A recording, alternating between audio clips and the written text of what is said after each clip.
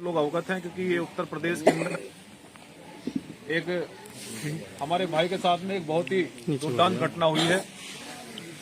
जो हमारे कार्तिक भाई हैं, कीर्ति भाई हैं और जो आशीष भाई हैं, यहाँ जो सरकार के द्वारा जो तानाशाही चल रही है और सरकार का काम ये होता है कि सबकी बात को सुनना और जनता सरकार को काम करने का अवसर देती है। लेकिन जो लोग विपक्ष में रहते हैं, सरकार की जिम्मेदारी ये भी बनती है कि उनकी बात को गंभीरता से सुनकर जो उनके प्रस्ताव होते हैं या उनके जो कार्यकाल में जो चीजें आते हैं, जो उनके क्षेत्र में चीजें आती है, उसको भी गंभीरता से सुनना।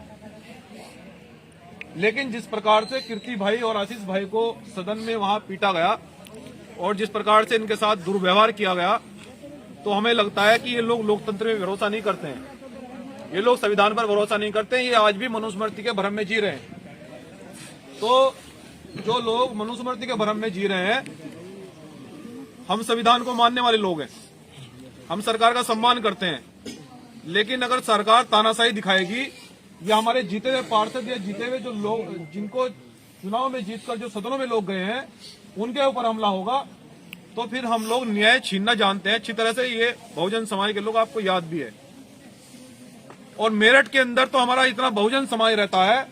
ये जो सरकार वरकार के जो लोग भ्रम में है, मैं आपको पूरे विश्वास के साथ कहना चाहता हूं, आज दिल्ली के लोग भी बहुत कई जिलों के लोग मौजूद हैं, कि अगर अभी जो हम लोगों ने निर्णय लिया है, 6 तारीख को हम इस जिले के एसएसपी और डीएम को एक लेटर देंगे कि 24 घंटे के अंदर अंदर अगर उन सत्ताधारी गुंडों पर कार्रवाई होती है तो ठीक है।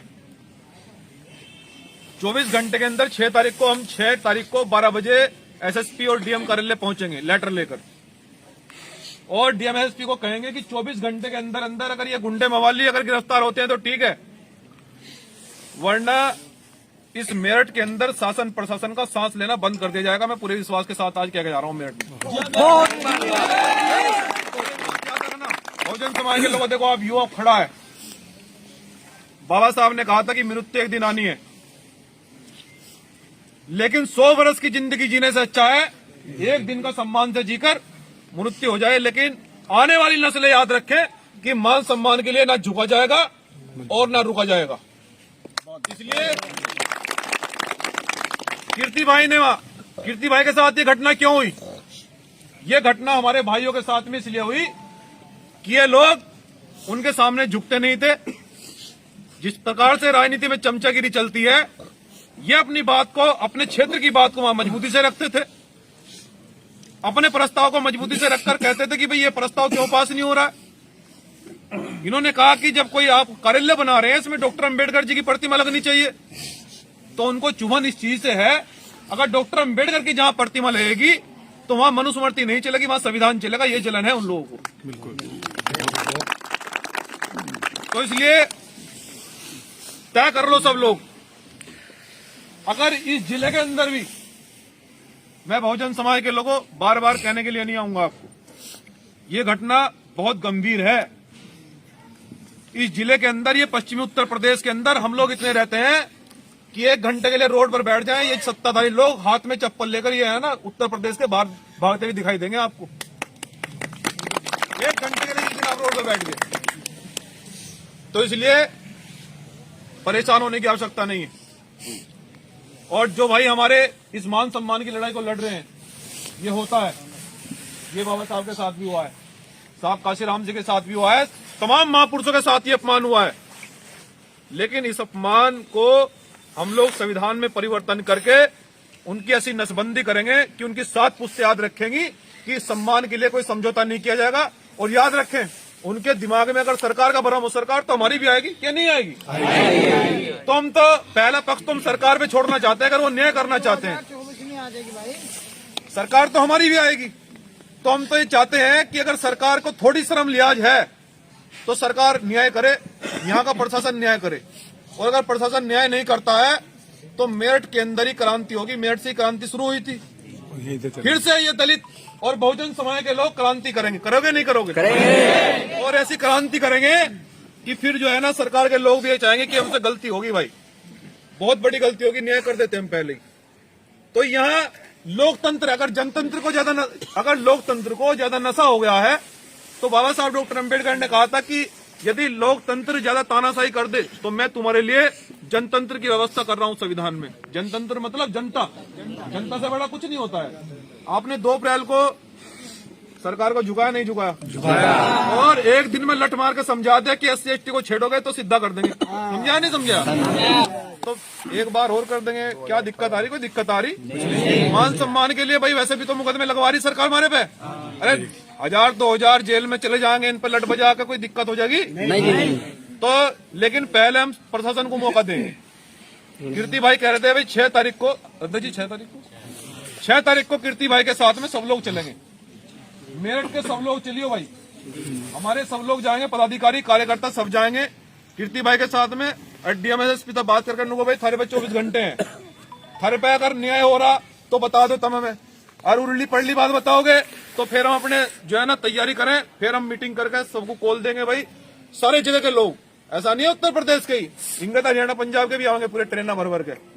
इनकी तो नसबंदी कर देंगे हम। तुम क्यों परेशान हो रहे? सोचेंगे भाई दिक्कत, भाई पंगा गलत ले लिया। और वह कहावत है, फिर लोग नु कह जी हर जगह ये बात कह दें, हम उसी कौम था में, किस कौम थे?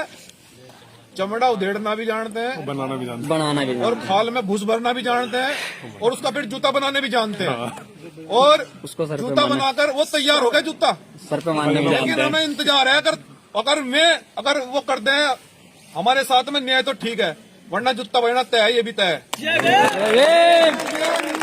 आप सब लोगों को, हम लोग संविधान को मानने वाले लोग हैं, संविधान को मानकर हम कीर्ति भाई के साथ में 6 तारीख को DM और कलेक्टर से मिलने जाएंगे। लिखित में लेकर आएंगे भाई। कल को मैं नू ना कहियो तो मैं बताया नहीं था, कल को मैं यूं ना कहियो जो हमने नू करते तो हमने रोड पे बैठ के ये टोल वोल फाड़ के फेंक दे, तब हमने कहा बताया नहीं था। तो इसलिए 6 तारीख को हम बताने जाएंगे भाई, थारे पर न्याय हो रहा कर लो, वरना हम अपने लोगों को कहें भाई आ जाओ रोड पर आ जाओ, बंद कर दो सिस्टम। ये तो संविधान में अधिकार है भाई, आंदोलन करना है अधिकार है, बिल्कुल आंदोलन करना अधिकार है, हमारे संविधान में दिया है बाबा साहब ने। और फिर आंदोलन करेंगे, और ना फिर शासन को छोड़ने देंगे ना प्रशासन को। अरे DM SSP को तो जो है ना हम ऐसी जगह भिजवाएंगे, अगर दिमाग में भ्रम हो गया हो तो ये कहेगा भाई यार दिखे यहाँ बहुजन समाज के लोगों तो गलत पंगा ले लिया। ठीक है भाई, तो 6 तारीख को तैयार रहियो, कोई भी आदमी घर ना रुके। ये मान सम्मान की लड़ाई है, और मान सम्मान की लड़ाई में साथियों न्योता नहीं भेजा जाता है। और कभी भी, मैं आगे से एक बात और बता रहा हूँ, इस इंतजार में मत रहो कि आज उस भाई का घर चला कि मेरा घर कब्जे लगा, इस इंतजार में मत रहो। बाबा साहब ने कहा था आप सब लोग शिक्षित भाई हैं, हमारे परिवार है, मेरा परिवार आप, मेरा खून हो आप। हम आपकी लड़ाई को 24 घंटे बड़ी ईमानदारी से लड़ रहे हैं, आप जानते हैं। लेकिन मैं कहना चाहता हूं कि समाज के लिए समय निकालो। अगर समाज के लिए समय नहीं निकालोगे, आंदोलन में समय नहीं निकालोगे, तो वो ऐसी ऐसी तैयारियां हमारे लिए कर रहे हैं। वो संविधान को बदलना भी चाहते हैं। वो लोग तो कभी नहीं चाहेंगे कि हमारा व्यक्ति सदन में जाकर बोले। वो क्यों चाहेंगे? वो तो उनकी तो पॉलिसी है कि हमारा व्यक्ति सदन में जाकर ना बोले, और अगर कोई बोल रहा है तो उस पर लाठी गोली चला रहे हैं। तो इसलिए हमें जागते रहना पड़ेगा। और ये लड़ाई अधिकारों की है, और इस अधिकारों की लड़ाई में कोई न्योता नहीं भेजा जाता। इसलिए पूरे मेरठ के लोग 6 तारीख को चलेंगे बड़ी मजबूती से और बात करेंगे। इसलिए साथियों, और उसके बाद में फिर निर्णय लेंगे, ना झुका जाएगा और ना रुका जाएगा। पूरी मजबूती के साथ में संविधान को हाथ में लेकर लड़ेंगे। जय भीम, जय संविधान।